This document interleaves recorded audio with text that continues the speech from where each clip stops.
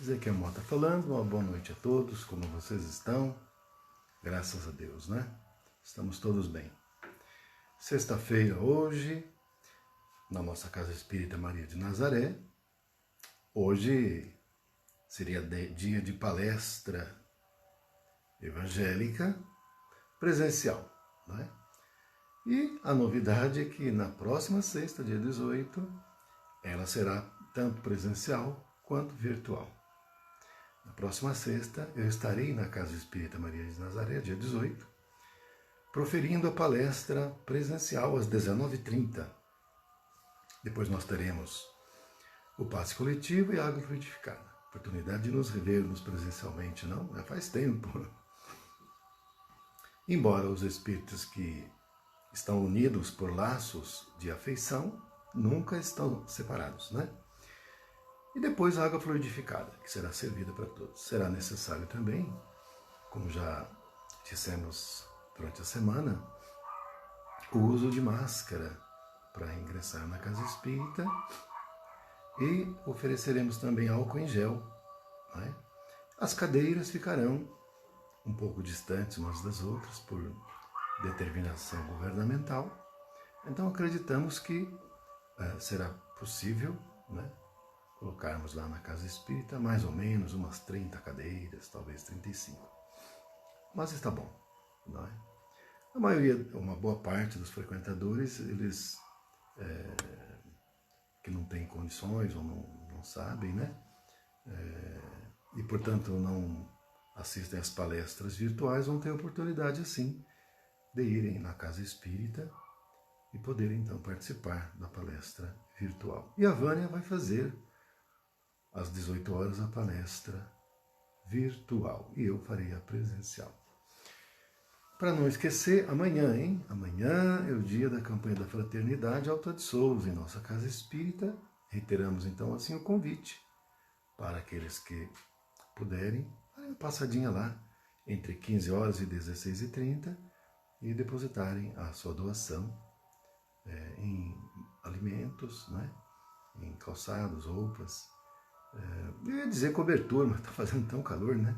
Mas se estiver sobrando, também não quer demais, né? Então é isso. E nós estamos esperando que as coisas vão melhorar, eu tenho certeza que sim.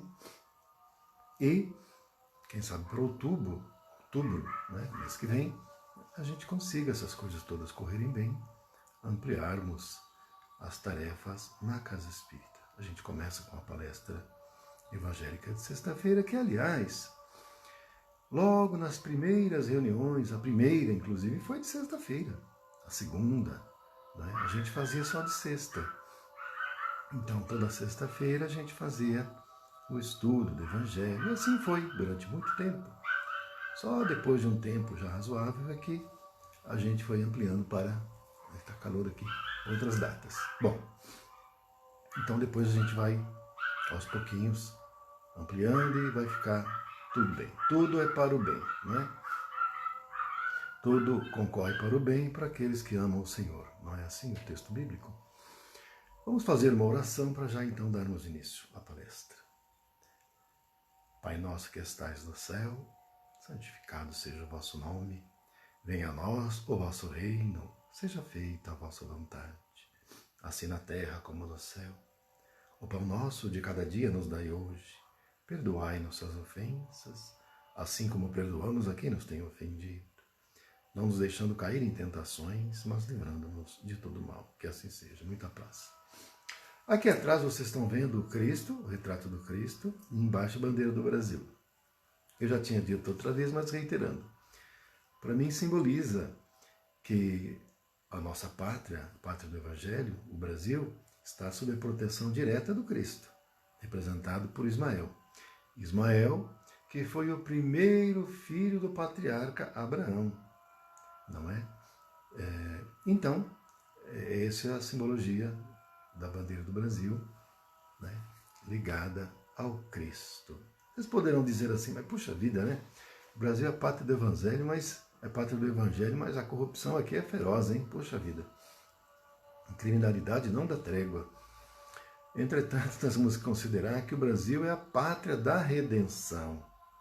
Em um mundo de expiações e provas, funciona mais como pátria da redenção, redimindo os espíritos caídos, sobretudo da Europa.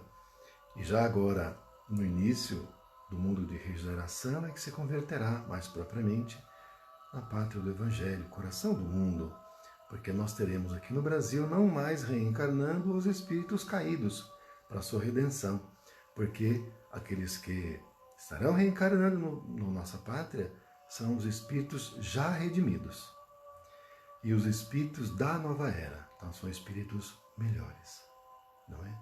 E aí então é que o Brasil será o coração do mundo, a pátria do Evangelho. Na verdade já é, mas ainda de forma latente. Está redimindo apenas os que vêm para cá, porque eles não conseguem em outro local. É aqui que o Cristo determinou a Ismael, não é? E é interessante porque numa época em que a escravidão corria forte aqui no Brasil, Ismael foi falar com o Cristo. Foi lá falar com ele, Senhor, eu estou envergonhado. E foi chorando, inclusive, estou envergonhado. Porque a situação lá, o Senhor me mandou lá para cuidar da pátria da pátria do Cruzeiro. E olha o que eles estão fazendo lá, estão escravizando todo mundo, batendo os índios, nos negros, tá, o negócio está terrível. E falou chorando para o Cristo. E o Cristo ainda falou para ele, bom, Ismael, então você faz o seguinte, você vai lá no umbral e pega os piores e põe para reencarnar tudo lá. Bom, agora a gente entende o porquê que a gente tem esses problemas todos. Mas na verdade não é problema, porque é a oportunidade, é a pátria da redenção, a oportunidade de redimir aqui. E agora, daqui para frente, logo em breve, vão reencarnar só os redimidos e os espíritos que vêm de outras plagas, não é? E que já não mais vivem o estado da violência. Bom, hoje nós vamos então abordar um tema para a nossa reflexão que está no capítulo 14 do Evangelho segundo o Espiritismo. Não é? Honra teu pai e a tua mãe. Os itens em estudo serão 5 a 7, que tem como tema quem é a minha mãe e quem são meus irmãos. Quem é minha mãe e quem são meus irmãos, dentro desse capítulo 14. Né? Honra teu pai e a tua mãe. Bem, no primeiro olhar parece uma contradição, né? Dentro do capítulo 14, honra teu pai e tua mãe, e a indagação, quem é minha mãe e quem são meus irmãos. Essa passagem é o seguinte: o Cristo estava em uma casa, não é? Pregando seu evangelho, e estava lotada de gente, não cabia nem lá dentro, gente para fora, aquela coisa. A família de Jesus ficou sabendo, não é? E eles resolveram ir lá, tirá-lo de lá, porque o negócio ganhou proporções. Então, eles foram lá na casa, a mãe e os irmãos, a irmã, tudo, para levá-lo. Chegando lá, eles perguntaram, né, por ele e tudo tal. E lá dentro avisaram Jesus, olha, Senhor, a sua família, tua mãe, teus irmãos estão aí fora para buscá-lo. Aí então, visando ensinar, porque ele sempre aproveitava as oportunidades para ensinamento, ele disse, quem é minha mãe? Quem são meus irmãos e minhas irmãs? Fez um questionamento para todos que estavam ali. Daí ele mesmo respondeu, minha mãe, ele diz assim, eis aqui, apontando para aqueles que estavam assentados ao redor dele, ele diz assim, eis aqui minha mãe, meus irmãos e minhas irmãs. E aí ele complementou, são minha mãe, meus irmãos e minhas irmãs, todos aqueles que fazem a vontade do meu Pai. Bem, aí os opositores de Jesus, que não compreenderam, aliás, eu acredito que ninguém compreendeu ali, aproveitaram para questionar, dizendo que Jesus entrava em contradição, porque Jesus defendia, não é, o decálogo que dizia honra teu pai e a tua mãe. E como é que ele estava desfazendo assim do pai, da mãe, dos irmãos ali que estavam, dizendo que os familiares dele, né, os parentes dele, eram quem estava ali do lado dele, e a mãe e os irmãos lá fora não considerou nessa medida. Então esses opositores aproveitaram para colocar aí algumas interrogações, não é? Entretanto, o Cristo, naturalmente, como eu disse, sempre aproveitava a chance para ensinar, não é? E aí nós temos o ponto de vista da parentela corporal, material, não é? Que são os irmãos, os familiares, os parentes biológicos. A gente nasce em um lar, aí então, nossa mãe e o nosso pai são aqueles que nos conceberam, biologicamente falando. Os nossos irmãos são aqueles que também descenderam de nossos pais. Aí tem os outros parentes, os nossos avós, não é? Tem filhos, tem irmãos, tem primos, todos referente do ponto de vista do parentesco corporal. E há 2000 anos era esse só o parentesco que se compreendia. Não se compreendia qualquer outro tipo de parentesco, apenas o corporal, né? Então os parentes eram aqueles que eram de sangue. Contudo, nós sabemos, nós que somos espirituais sabemos, que para além do parentesco corporal, nós temos também o parentesco espiritual, que são aqueles que são ligados por laços de afeto. Então, tem sintonia. E muitas vezes acontece de nós estarmos inseridos em uma família cujos laços de afeição espiritual, eles não correspondem ao biológico. É tanto que nós vemos muitas vezes, dentro de um lar, muitas dissensões, não é? Brigas, às vezes até violências, coisas graves, muitas vezes, não é? Porque não há a correspondência do parentesco espiritual com o parentesco corporal. Na verdade, no mundo de expiações e provas, como nós sabemos, dentro do lar, via de regra, não se encontram os parentes espirituais, mas, ao contrário disso, encontram-se os nossos inimigos. Porque o objetivo é a reconciliação. E é dentro do corpo que estabelece a regra diretriz do esquecimento que permite, dentro do parentesco corporal, a reconciliação mais facilitada. Nem sempre se consegue, mas vamos dizer que é mais facilitado, facilita. Mas é preciso ter muita coragem, é preciso ter muita resolução para seguir adiante. E não deixar que aqueles sentimentos do passado, negativos, nos influenciem a tal ponto de prejudicar a oportunidade que nós temos da reconciliação dentro do lar consanguíneo. Bom, além desse olhar, desses olhares do parentesco corporal e do parentesco espiritual, eu diria que nós teríamos ainda um terceiro ponto de vista geral, que é aquele que considera a todos nós como irmãos, não é? Independente da sintonia, porque nós somos unidos pelo parentesco espiritual, pela sintonia, pela mesma vibração, pelos afetos, pela ligação de amor. Então a gente forma uma família espiritual.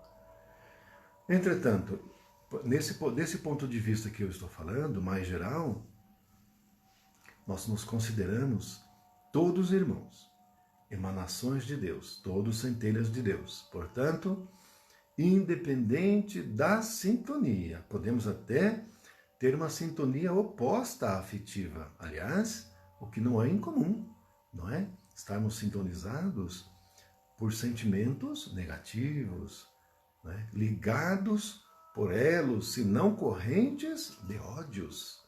E, no entanto, sob esse ponto de vista mais geral, nós somos irmãos ainda assim, porque somos todos emanações de Deus e, via de consequência, somos irmãos. Podemos até não nos gostar, mas nós somos irmãos, né? O objetivo é a gente evoluir para aprender a se amar. E conquistando, ou ainda,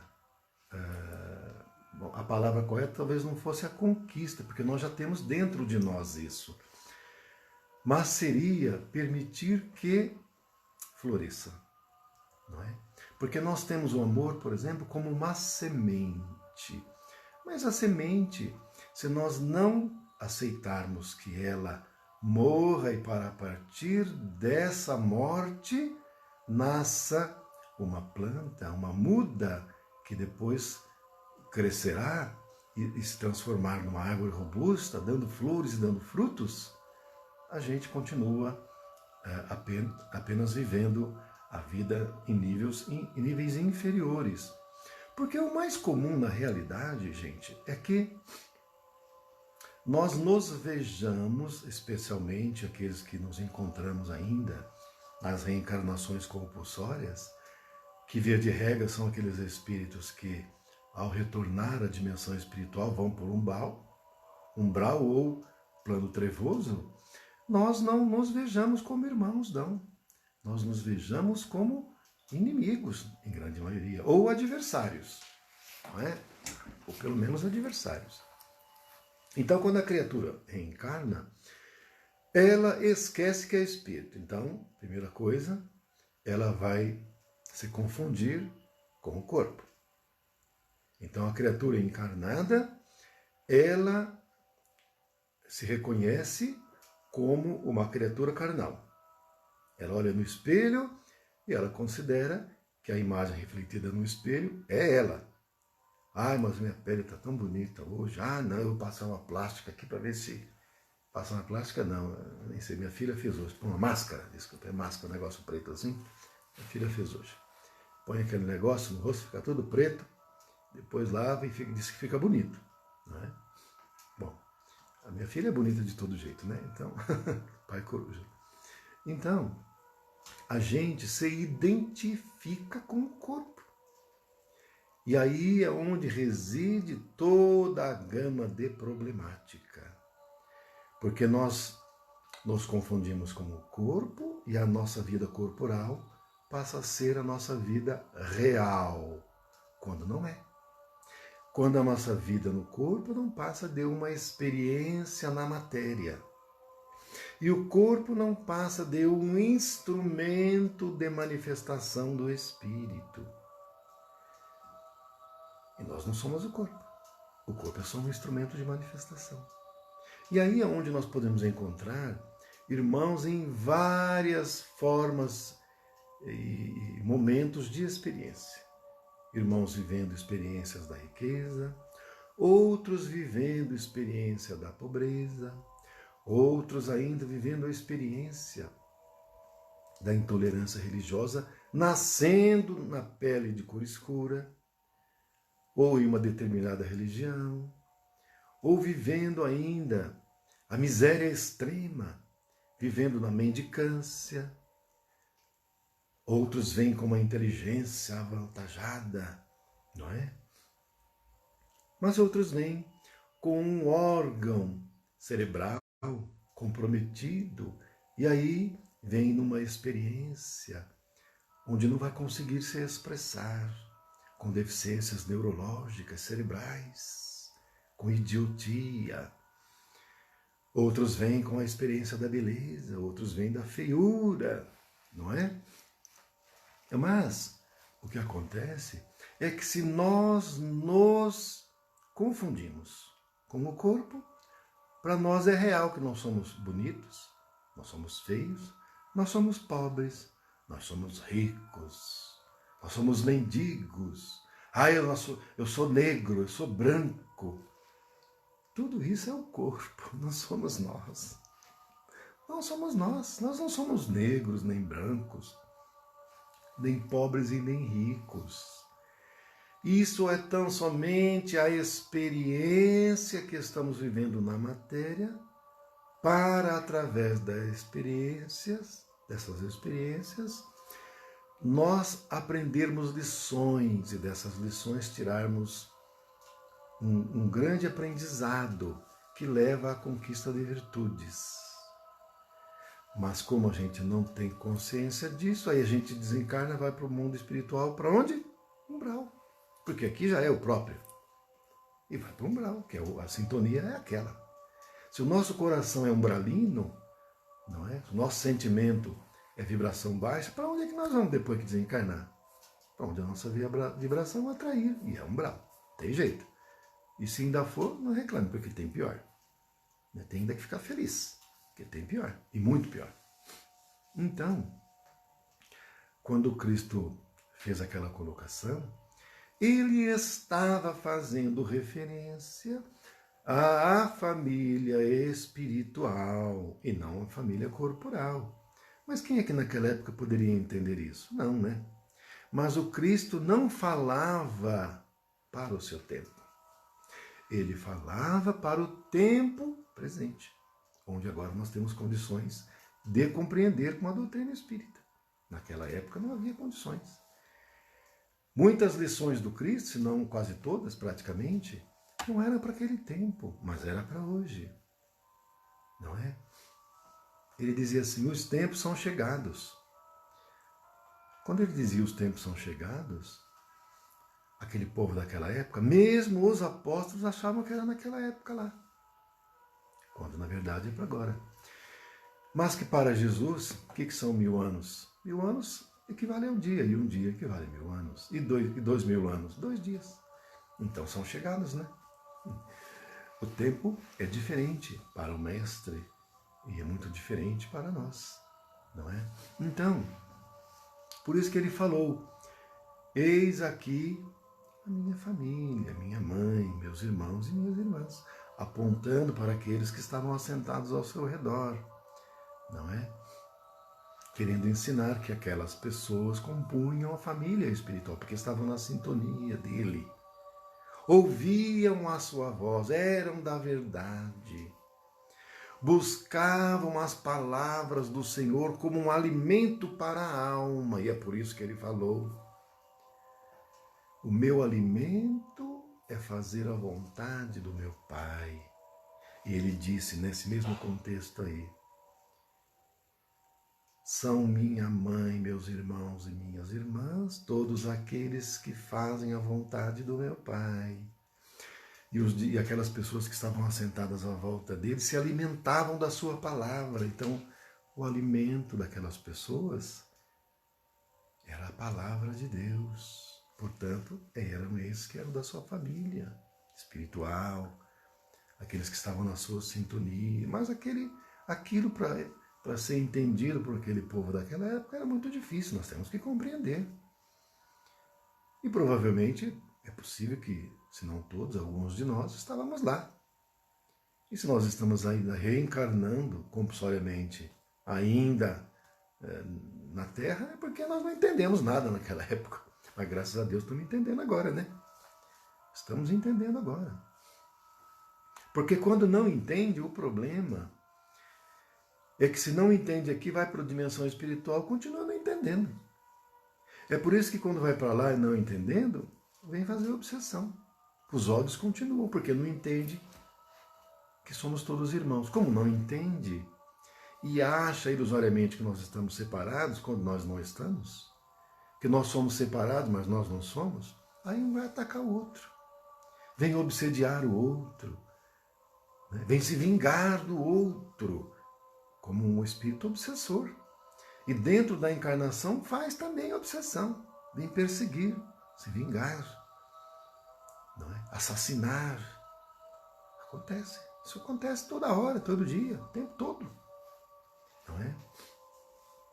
E quando o espírito é mais frágil emocionalmente, psicologicamente, o obsessor vem com tudo e leva a pessoa ao suicídio. Isso nós vemos sempre. Todo dia tem isso. Ou então a loucura aos manicômios. Ou então a pessoa praticar atos atrozes, crimes, e vão para a cadeia, ficam presos lá sofrendo. Né? Um tempo grande de sofrimento.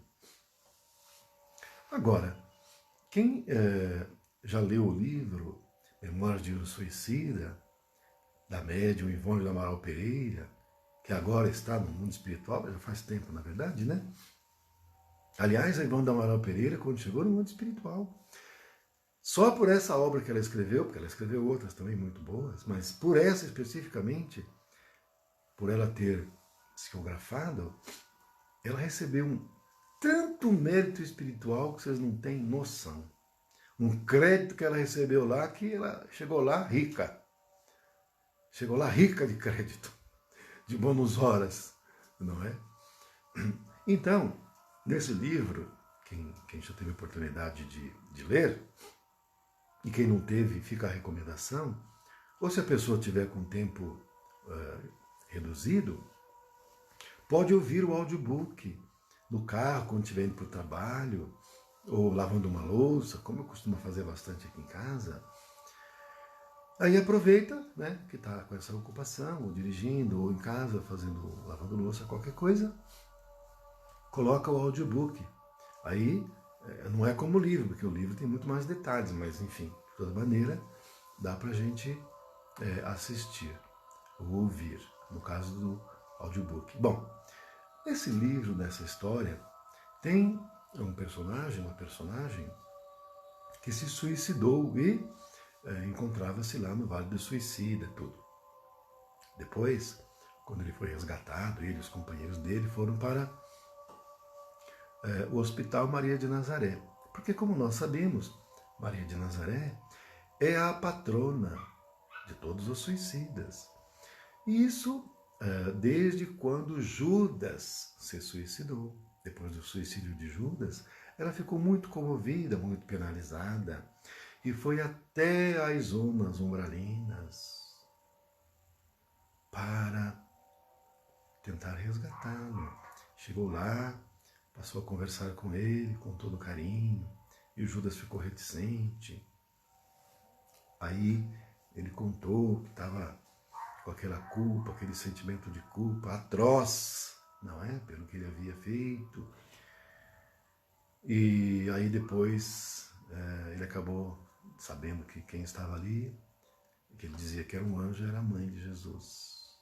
Aí ele se desmanchou inteiro e Maria pôde pegá-lo e socorrê-lo. Desde então, Maria de Nazaré é a patrona dos suicidas.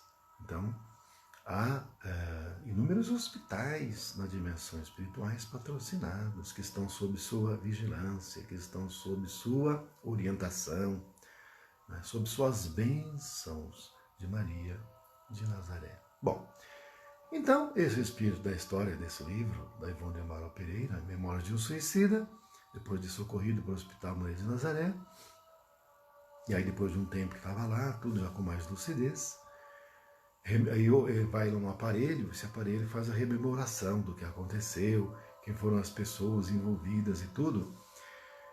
E aí ele volta num tempo em que ele chicoteia um escravo até a morte. E esse escravo depois acaba desencarnando do ponto de dimensão espiritual. Mas aí é feita um retrospecto e então ele fica sabendo que esse escravo que ele chicoteou até a morte, numa encarnação passada, tinha sido o pai dele.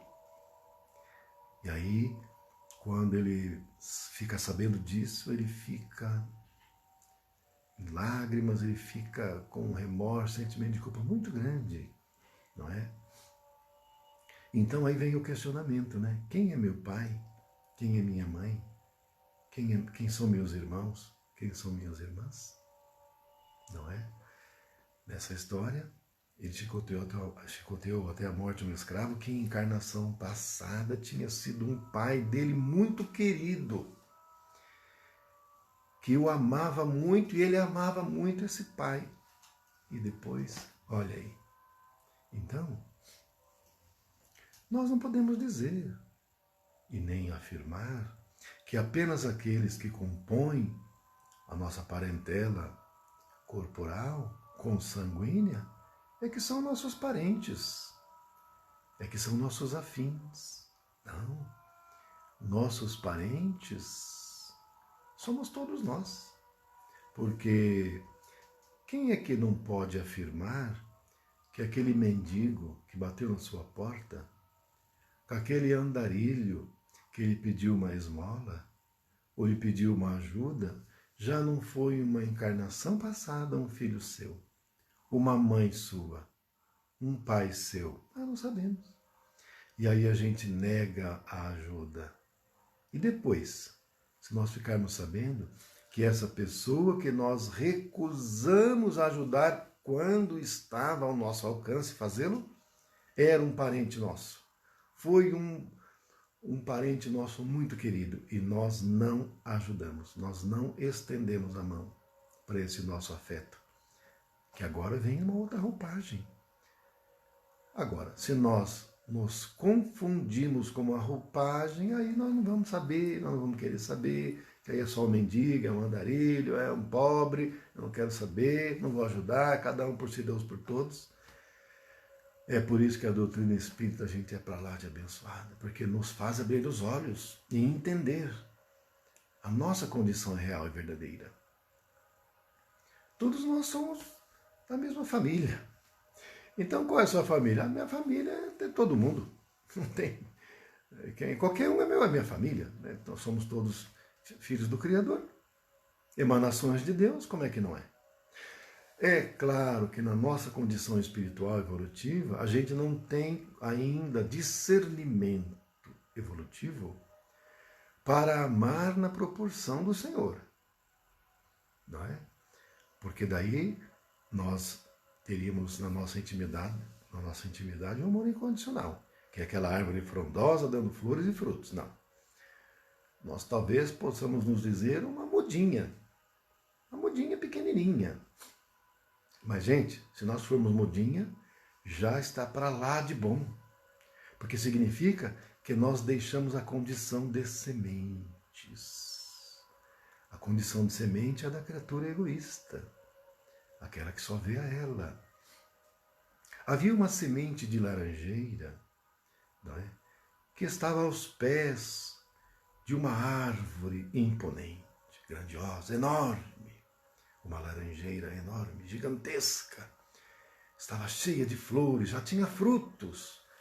Galhos enormes, dava sombras para todos.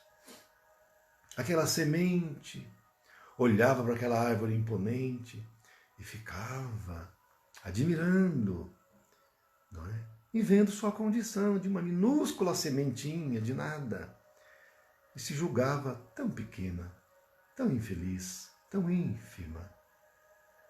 E aí, então, foi feita a ela uma proposta. Pule nesse buraco aí, nessa cova, para que você morra. Se você morrer, você vai viver. Mas se você quiser viver, você não vai conquistar a verdadeira vida. Que é a lição do Cristo, né? Quem perder a vida em meu nome, ganhá-la-á, não é? E em nome de mim, ganhá-la-á. E a semente, então, temerosa de morrer, preferiu continuar egoisticamente como semente, com medo. O que ela não sabia é que dentro dela, ela apresentava todos os elementos intrínsecos daquela grandiosa árvore, e que se ela tivesse tomado a decisão de se permitir morrer enquanto semente, ela renasceria enquanto árvore. Não é? O Chico tem uma passagem no começo da trajetória dele, na mediunidade, que vocês devem, alguns, não sei se todos, mas saber ou ter lido ou ouvido algum comentário, que quando o Chico escreveu Parnaso do Além-Túmulo, com aqueles vários poetas, não é? Vários familiares do poeta desencarnado vieram para cima do Chico e dizendo que iriam processar, e processaram, não é? Puseram vários processos judiciais contra o Chico, inclusive um inquérito policial por estelionato. Ele ficou preocupado de ser preso. Ele era muito novo ainda, tinha uns 20 e poucos anos, era muito novo, muito jovem, e ficou com receio, não é? E aí nisso, O Emanuel apareceu para ele, porque o Chico estava com medo de ser preso. Porque, imagine, uma pessoa nova assim, fica na cadeia, preso, não é brincadeira. E ele não era uma pessoa que tivesse acostumado com justiça, com polícia, negócio de cadeia, né? Porque quando a pessoa é bandida, ela é presa e não é presa, ela está acostumada, entra e sai, chega lá, tem os amigos, e aí, brother. Então não tem muito problema. Agora, quem não está acostumado com isso fica com muito medo, é normal. E o Chico estava com muito medo. E aí o Emanuel apareceu para ele e disse assim: Chico, você não se preocupe, você é mudinha frágil, não vai acontecer nada disso com você. Porque o Chico não tinha estrutura para passar por uma experiência como aquela, não é?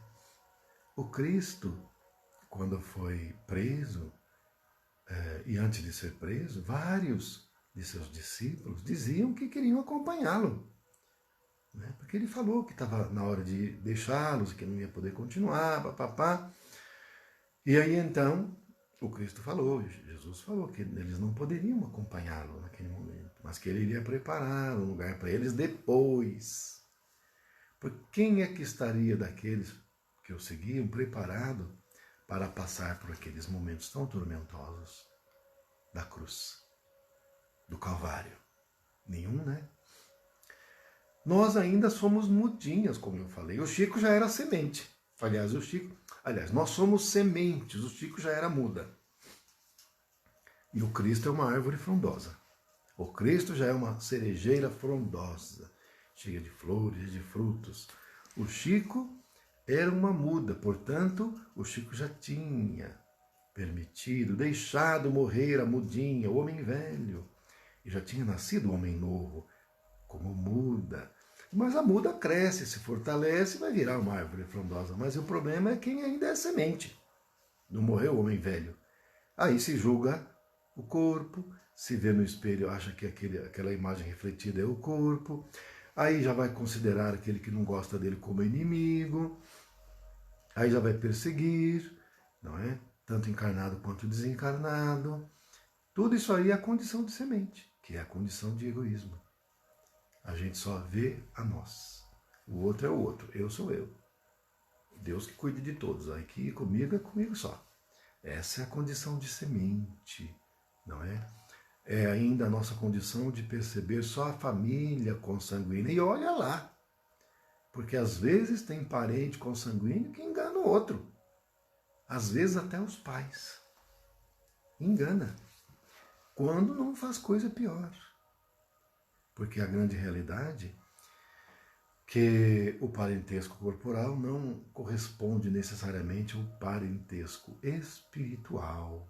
Aliás, como eu já havia falado, na esmagadora maioria das vezes, no mundo expiatório, os parentescos corporais não são ligados e não têm correspondência com o parentesco espiritual, não. Mas, ao contrário, as criaturas estão ligadas dentro da parentela corporal, na condição de inimigos do passado. Não vou dizer que todos, porque senão seria insuportável a convivência. Mas alguns, sim.